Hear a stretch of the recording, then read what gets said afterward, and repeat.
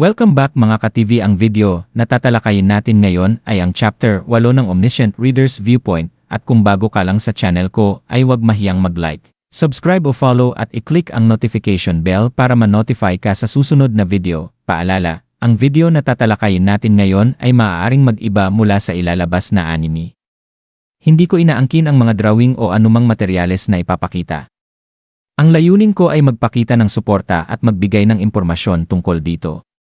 Ang lahat ng kredito ay nananatili sa mga orihinal na may-ari. Maraming salamat. Mariing tumingin si Kim Dokja kina Lee Hyun-sung at Han Myung-woo at pinilit silang pumili. Haharapin ba nila ang taong pilit na bumabasag sa bakal na pinto sa likod nila o susugal silang tumakas palabas ng tren? Noong una ay sinabi ni Hyun-sung na baka isa lamang itong kapwa survivor mula sa kabilang bagon, ngunit tahimik na itinuro ni Dokja ang madugong loob ng kanilang bagon upang ipaalala na sa bagong mundong ito, hindi na sapat ang umasa lamang sa mabuting intensyon ng iba. Napagtanto ni Hyun-sung ang kanyang pagkakamali at agad siyang sumang-ayon na kailangan nilang makalabas. Nagsimula silang maghanap ng daan palabas habang patuloy na umuuga ang bakal na pinto dahil sa malalakas na suntok mula sa kabilang panig. Sa kanilang paghahanap, nakakita sila ng isang manual switch na bahagyang nagbukas ng isa sa mga pinto ng tren, ngunit nasira ang mekanismo kaya't maliit lamang ang siwang, masyadong makitid upang makalusot ang mga matatanda. Saglit na naisip ni Dokja na gamitin ang kanyang mga coin upang pataasin ang kanyang lakas at piliting buksan ang pinto, ngunit nag-alinlangan siya dahil hindi pa tiyak ang mga susunod na senaryo at napakahalaga ng mga coin para sa hinaharap. Sa halip, inutusan niya si Hyun-sung na gamitin ang isa sa kanyang kakayahan.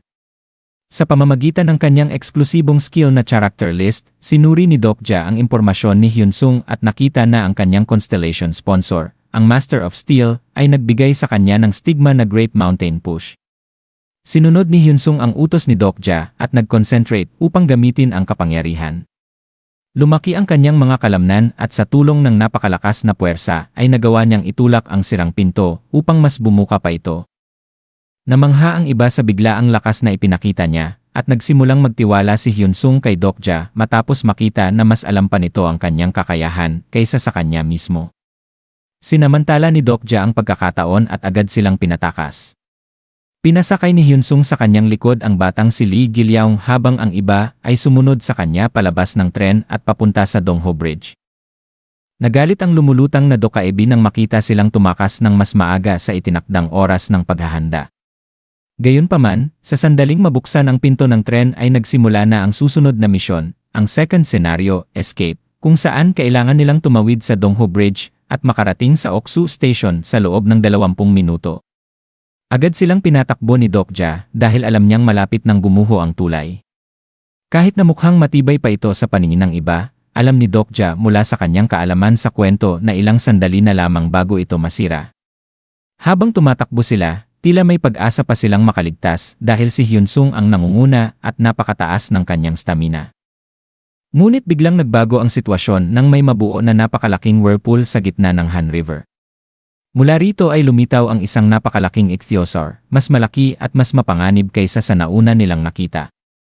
Ang halimaw na ito ay hindi ordinaryong monster, kundi isang makapangyarihang sea commander na kayang wasakin ang mismong tulay.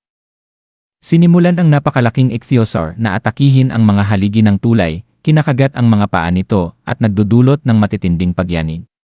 Habang pilit silang tumatakbo palayo sa pagkawasak, nagpasya ang Dokaebi na lalo pang gawing magulo ang sitwasyon. Sa kanyang malupit na pagtawa, tinaasan niya ang difficulty ng senaryo mula patungong at nagpakawala ng bagong panganib, mga demonic corpse na muling nabuhay mula sa mga patay. Ang mga zombie na ito, kabilang ang ilang dating pasahero at mga driver na namatay sa tulay, ay nagsimulang habulin ang grupo. Dahil sa mga halimaw na sumusugod mula sa likod at sa ichthyosaur na sumisira sa tulay sa harapan, napilitan ang mga survivor na makipagkarera laban sa oras. Nagawa ni Hyun-sung na makatawid sa safety zone kasama ang bata, ngunit hindi naging ganoon kaswerte ang iba. Biglang muling umatake ang ichthyosaur at kinagat ang isa sa mga paa ng tulay, dahilan upang gumuho ang malaking bahagi nito.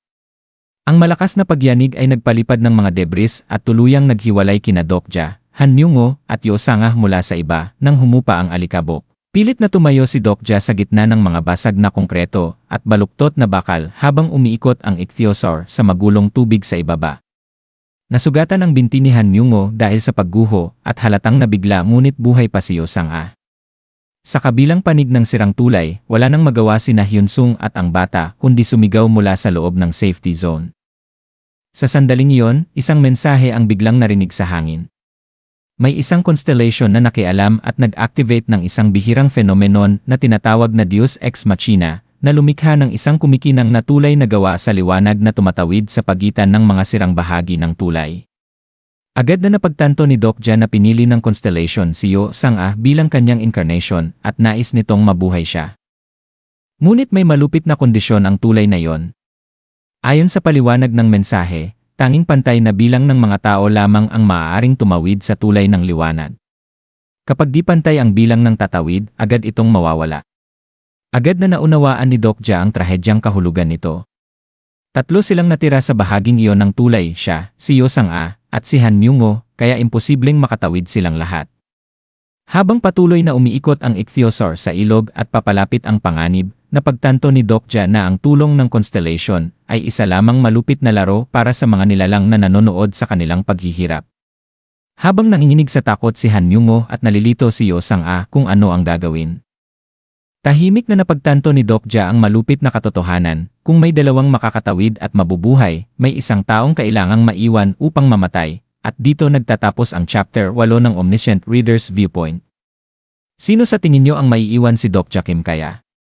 O si Yo Sang-ah? Kung di man sila sa tingin nyo si Han Myung-oh kaya?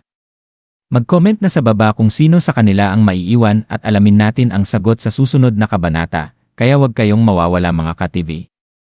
Paalam!